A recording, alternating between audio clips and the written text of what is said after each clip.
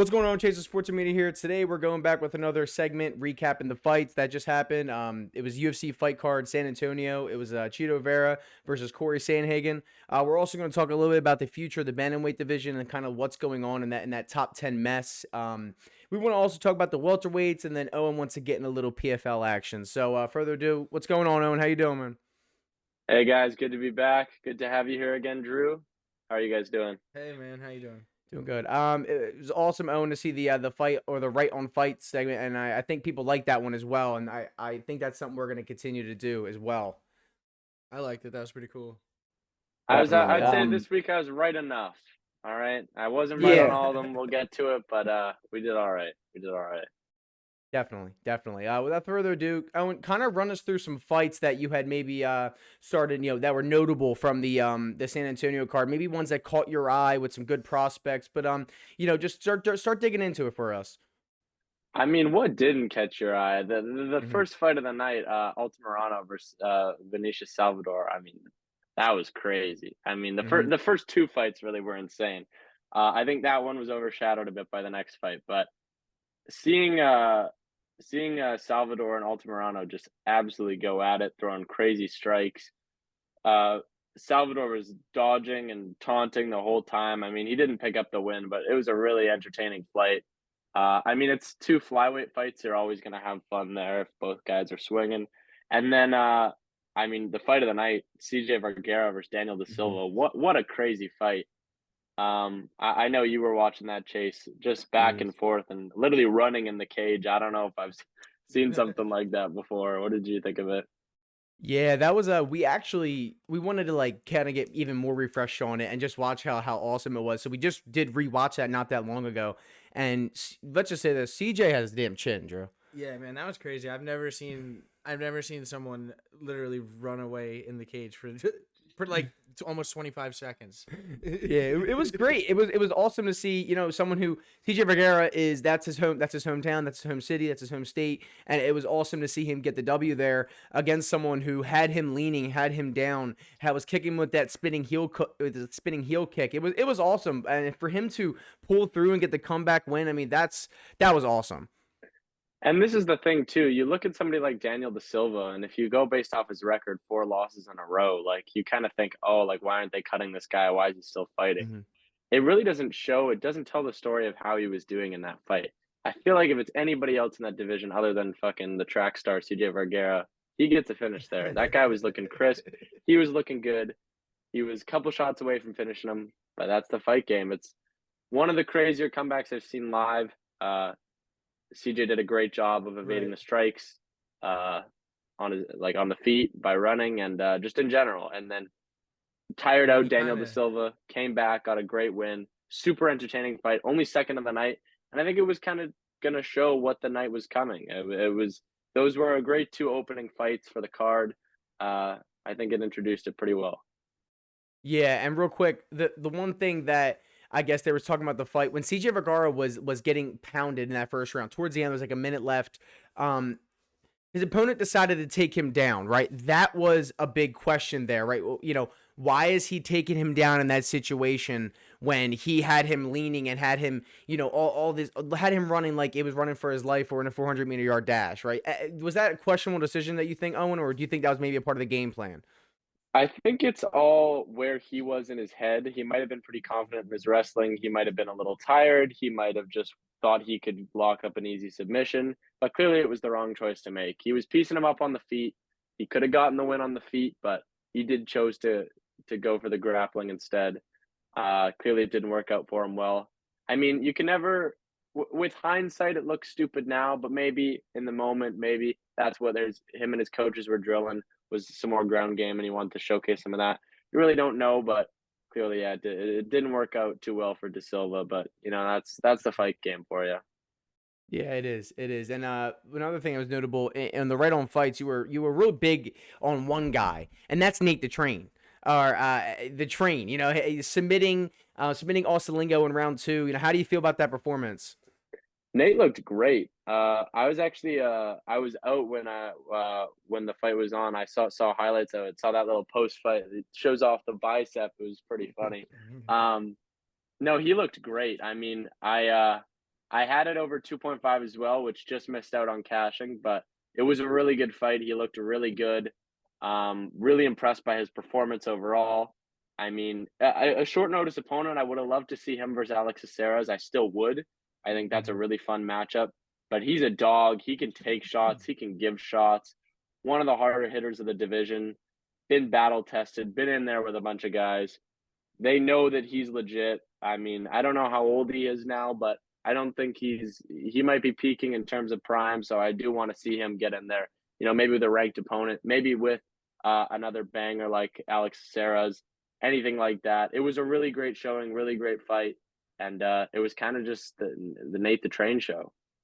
Yeah, yeah. And then another fight, we saw that Steven Peterson lost to Lucas Alexander. And Steven Peterson actually said, yeah, I'm too old to be hanging in with these young guys, and put the gloves in the middle and retired on the spot. Right. Yeah. Yeah, that was you know, I was happy for him. I did have Steven Peterson in that fight, and he looked like he was getting a little washed, but he's done great in his career. He's got some crazy that spinning back fist KO. He's done very good. Not a super well known fighter, but that doesn't matter. He's got some legit wins. The fight before that, too, Trevin Giles picking up a split decision win. I do think he won that. It was a good fight, good showing, but yeah, that one was impressive as well. They were all none of the fights on the card I would say were boring. They were all good showings. Everybody did, you know, kind of what they were supposed to be honest. Well, Yeah. Yeah. other than one guy, I might lead to it. When you said that I was pretty high on one guy, I thought you were going to mention somebody that I'm a little let down with. Yeah, not too happy with his performance. I was pretty big on him. I'll take that one on the chin. I mean, Duraev just kind of silenced him for 3 rounds. Did you guys get the chance to watch that fight? What did you think of it? I ended up that was one of the fights that I was really excited for as well. Maybe not only the reason I had money on Chidi, but whatever. But the wrestling was really the factor in the early rounds as well. I mean, Duraev was able to successfully pin him against a cage and take him down multiple times. I mean, it was Chidi didn't look good for that level of grappling. He didn't look like he'd handle that level of grappling, unfortunately. And that's kind of a big thing we're seeing in the UFC right now, is how grappling is just a domination factor. And that's the thing too. Duraev's a guy who's so small he could probably make welterweight, but because there's no wrestlers in middleweight, he's able to find success like this against a guy that's 4 or 5 inches taller than him. It was a good showing by him. Can't discredit that. I just think the problem was, I do think Chidi's a better grappler than what he was showing, but he really just wasn't getting his hands going. I mean, he's got the punch of death, but he couldn't really land a clean shot. I mean, he did land a couple, but nothing lights out. He was kind of just tentative the whole fight because he knew there was the threat of the takedown. So yeah, split decision. I do think it was Duraev that won. I'm just seeing that now. It was split. I didn't hear it when it was live, but I was definitely Duraev. Little upset by Chidi, but he'll be back. I'm not too concerned. Yeah, no, and I think Chidi will be back, and I think a lot of those prospects on those cards is like, obviously a lot of them have a lot of chance to make a good name for themselves.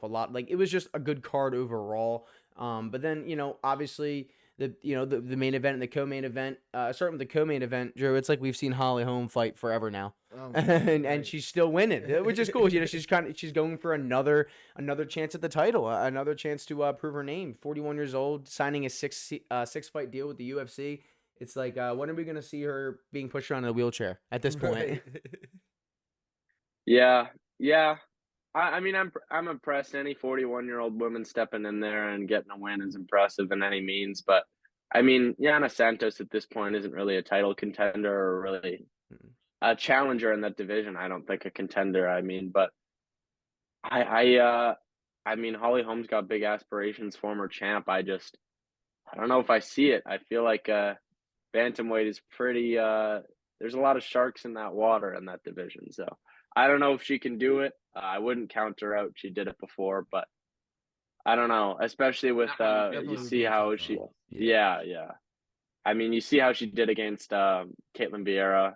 Anybody with some good grappling and good wrestling might just be able to hold her down. So it was a good performance. She looks good out there, but I'm a little questionable of her future.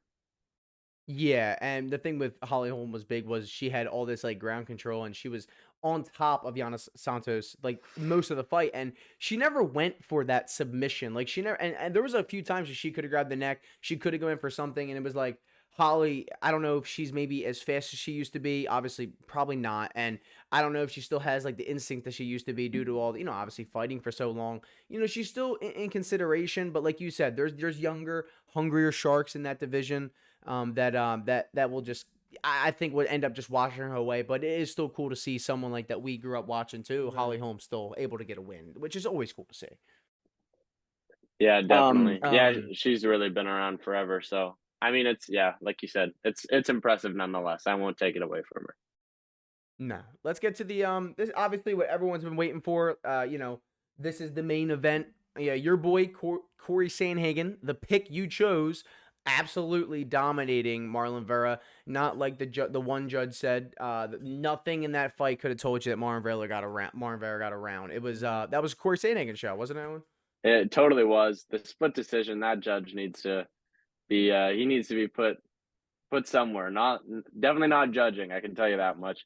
I mean, I hit on all three accounts. I had Cory Sandhagen. I had Cory Sandhagen by decision and over 4.5 rounds. I mean, that was perfect for the main event.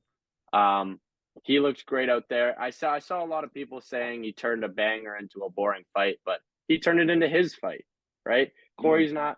He's a really crafty striker, but he's not going out there to throw flashy switch kicks or anything like a Yair Rodriguez. He's just gonna go out there and beat you, or he's gonna lose. Yeah. And he said in his post-fight interview, he goes, I don't know if you guys saw this. Chito and a lot of the build up to the fight was saying like, "Oh, I want it more. I want it more."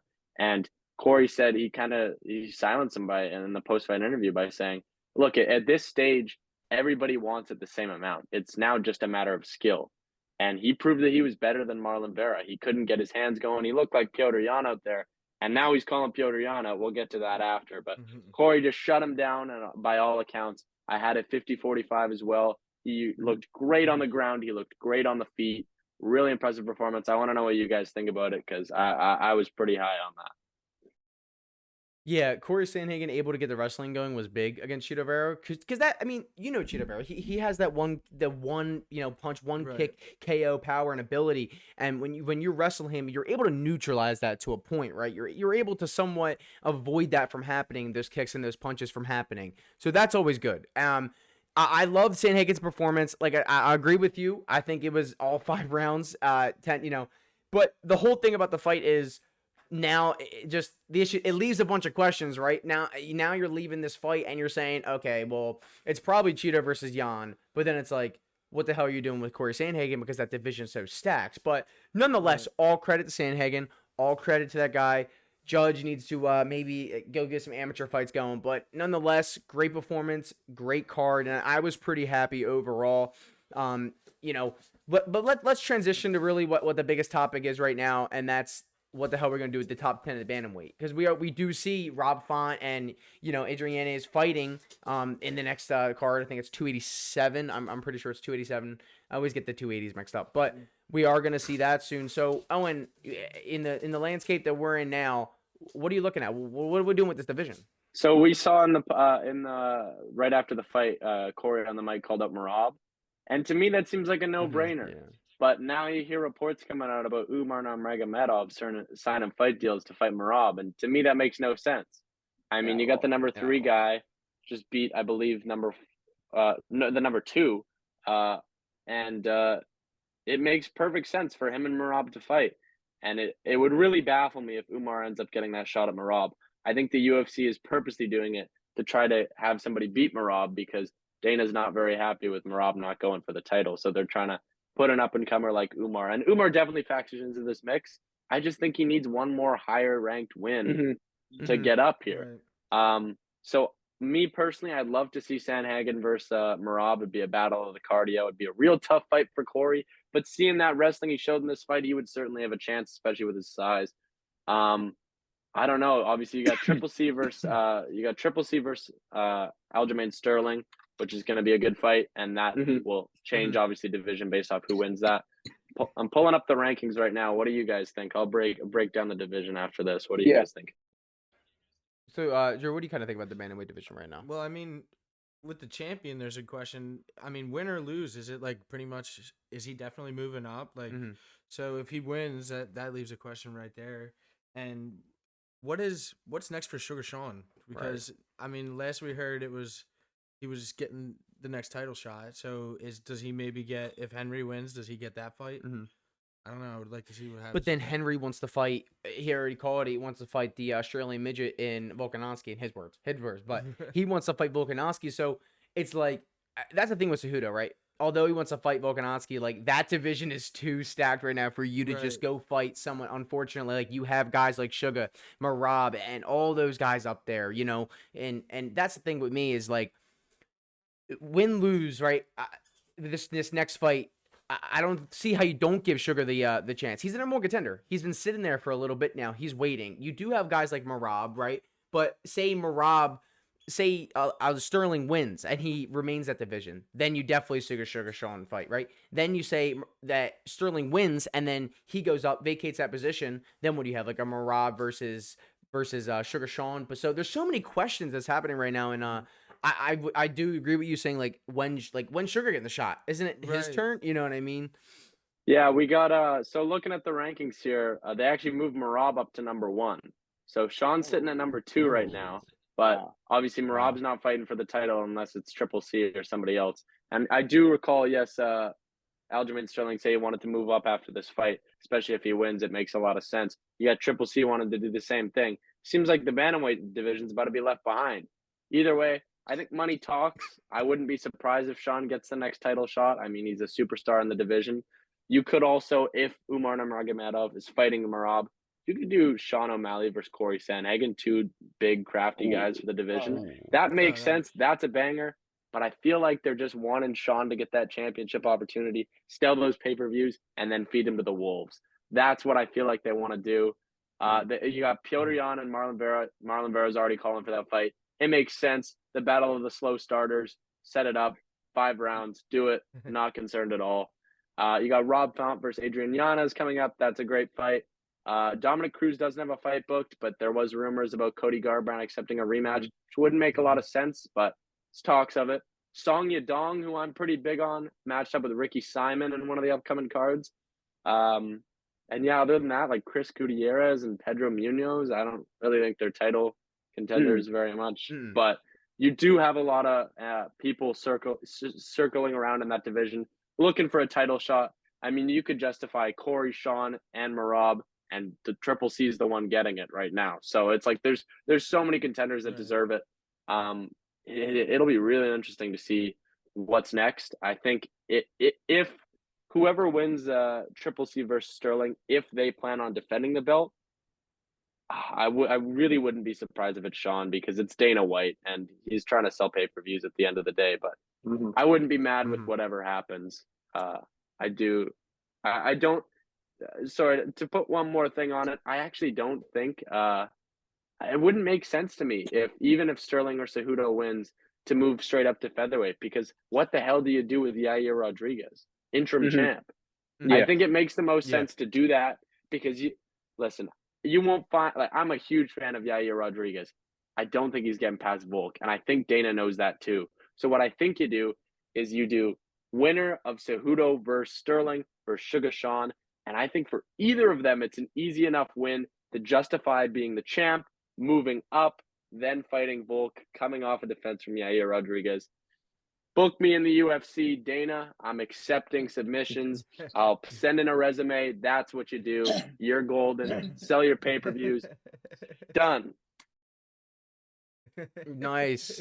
Good plan. Well, they're gonna need you for something even more confusing, which is the damn welterweight division as well now, because it's like, oh, is Colby getting the shot? Well, what if Jorge wins? Well, what if Gilbert wins? But I mean, it's looking like it's going to be Colby. I mean, you would agree, Andrew? Like, it's probably Colby right now, and I know that maybe he deserves it, maybe he doesn't deserve it, but nonetheless, it's Dana White. Like he just said, money, money, money. You know what I mean? I mean, that's just kind of. I mean, Colby's definitely going to sell pay-per-views, and you could definitely make the argument that he's at least still in the conversation with those competitive fights with Usman that he's coming off of, and he is coming off of a win also against Jorge. So he hasn't his stock hasn't dropped too much. Yeah. Yeah, I saw a funny clip of Bilal Muhammad on Joe Rogan's podcast. He was kind of digging into Colby and criticizing him, and he says everybody regards him so highly. And he broke down his career. He said he beat a lot of over the hill legends, and he lost to Kamaru twice. And he said, "So what? He's a good loser." Like, I love Colby. He's actually grown on me a lot the last couple of years. He's a great fighter. Jorge Masvidal is not really an impressive win for me because I've never thought Jorge was a serious title contender. I think Burns stomps him for that matter. I don't think Burns is going to get it if he beats Jorge. Colby's probably going to get it, even though Leon doesn't want it. I don't know that. I mean, Dana said Chimaev's moving up to 185, and in recent pictures, it looks like he's fucking fighting at 205. So I don't think he's making 170 anytime soon. And then Dana's going out and saying we have plans for Bilal, and there's rumors of Bilal versus Shavkat. I guess time wise, sure. You sub in Colby. Honestly, pen to paper, I think Colby wins that fight. I think he beats Leon, and I don't think they give Leon an immediate rematch. I think they would put the winner of Shavkat versus Bilal up for a title, if that's the fight to make. And then I did see somebody also saying, I don't care if it doesn't make sense. Give Wonder Boy the shot. Because right now, Leon Edwards is probably the only champ in the future he could beat. That would be a crazy fight. Put him up as the backup. I do want to see Wonder Boy with fight Leon Edwards. That'd be awesome. That's not gonna happen.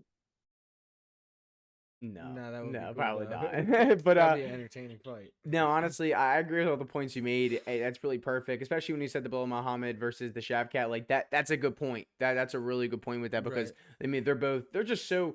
Especially Shavkat, he's so highly regarded. Like I don't even know how many really fights he needs to justify a title shot because he's just all the finishing he does, all the shows he puts on, how much the media loves him. The first guy from the first UFC fighter from Kazakhstan. So no, I totally agree with that. You agree too, Drew? Yeah, and then even for Bilal in that fight, if he were to win that, like how much more can you really deny him? Mm-hmm. I mean, he belongs up there, and I think that really is a good scenario. I mean, Colby, I do agree. Colby probably I would pick him to win that fight versus Edwards, and then I think you have a matchup with either Shavkat or Bilal. Yeah, definitely. I've got the answer for what to do with Burns. So let's assume he beats Jorge, right? Because I won't get into that. Anyways, let's assume he beats Jorge. I've got two contenders that I think would be a great fight. Coming off a loss, but would be an absolute banger. Jeff Neal versus Gilbert Burns. Tell me that wouldn't just be a firefight, right? Man, yeah, that would be back and forth, crazy. I'd love to see that 5 rounds, but I feel like it'd be 3. And then one that I don't think many people are talking about. I've heard rumors, and I believe he said he's fighting in July or something like that. And I've heard rumors of Vicente Luque versus Jack Della Maddalena. And if he picks up an impressive win off Vicente Luque, they might want to build him straight to Burns, who's clearly open to fighting up-and-coming contenders. And you get 2 strikers like that again, Jack Della Maddalena being a big guy for the division too, that's another fun fight. So I think there's fights out there for Burns. Obviously, he's fought the who's who in the division. But there is some fun fights that are still left for him to do, I think. Because I do think beating Jorge, the same as I said with Colby, I don't think beating Jorge at this point at all should get you a title shot, but it's probably going to get Colby one. But definitely not for Burns. I think he needs one more win. Then you can set him up. So put him in a fun fight, a good contender, and then, then just have fun with that division. Yeah, seems to make a lot of sense. I would definitely agree. I think Burns steamrolls Jorge. I think that's a very good matchup for him. Yeah, easily. But so now this is kind of we're transitioning because I'm not too familiar with the PFL, but Owen, you wanted to talk about the upcoming PFL We card? do have a great PFL card. The season's starting this weekend. Obviously no UFC. First fight of the night, we got my boy Impa Kasangani. You might not be too familiar with him, but he's the guy that got absolutely destroyed by How Queen Buckley in the knockout of the year. You guys remember that? When he caught his kick and spun. Yeah, the guy who got slept is Impa. Right. He picked up a win in the PFL his last fight, and he's fighting again this weekend. I'm picking him. I love him. I don't love him, but I do like him in this fight. I think he can do it.